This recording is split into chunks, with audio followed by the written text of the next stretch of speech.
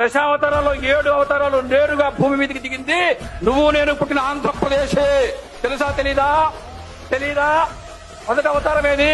మత్స్యావతారం. మత్స్యావతార దేవాలయం ఎక్కడుంది? నాగలాపురం ఎక్కడుంది? ఆంధ్రప్రదేశ్. రెండో అవతారం ఏది? కూర్మావతారం శ్రీకుర్మం ఎక్కడుంది? ఆంధ్రప్రదేశ్. మూడో అవతారం ఏది? వరాహ అవతారం వరాహ క్షేత్రం ఏది? తిరుమల ఎక్కడుంది? చెప్పండి. ఆంధ్రప్రదేశ్. వరాహవతారం తర్వాత నరసింహావతారం ఎక్కడుంది? మహానంది ఎక్కడుంది? ఆంధ్రప్రదేశ్.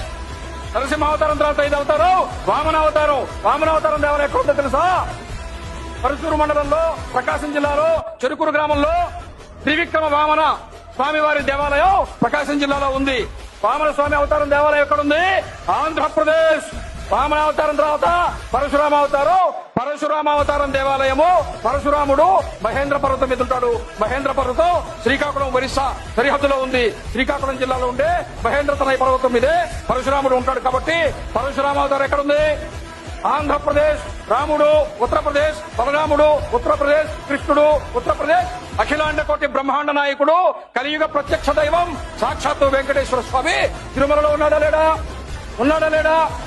తిరుమల ఎక్కడుంది? ఆంధ్రప్రదేశ్. అవునా కాదా? 7 అవతారాలు ఏ ఆంధ్రప్రదేశ్ లో ఉన్నాయో ఆ ఆంధ్రప్రదేశ్ ని రాష్ట్ర ప్రభుత్వం తక్షణం ఇది దేవభూమిగా ప్రకటించాలా వద్దా? అయోధ్య కార్యాలయం వచ్చిందా లేదా? కాశీ కార్యాలయం వచ్చిందా లేదా? చార్ధామ్ కార్యాలయం వచ్చిందా లేదా? తిరుమల నుంచి శ్రీకాకుళం దాకా ఈ 7 క్షేత్రాలను కలుపుతూ మనకు కూడా 7 అవతారాల కారిడార్ వస్తే ప్రపంచం మొత్తం ఇక్కడికే వస్తుంది. ఆంధ్రప్రదేశ్ అగ్రగామిగా ఉంటుంది.